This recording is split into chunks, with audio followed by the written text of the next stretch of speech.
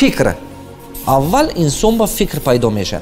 همه چیز سر شما با مانند فکر پیدا میشه. من مثال زن گرفتن، خانه پوشیدن، ماشین خریدن، کارخانه ساختن، کتاب خواندن، انکن این مثبتاش. منفیاش یک کس غیبت کردن، یک کس قط جنگ کردن، زن قط جدا شدن، همه همین اول سر آدم پیدا میشه.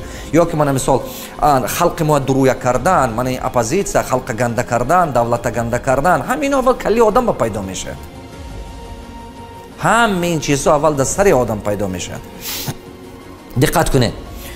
هم وای مثبت است، منفی است، اول با مانند فکر در سر شما پیدا میشه. وقتی که در سر شما پیدا شد، شما یک بار، دو بار، سه بار این فکر که تکرار شدن گرفت در سر شما خواهد نخواهد وای تکرار میشه. وقتی که وای تکرار شدن گرفت، آسته آسته وای فکر رفتار با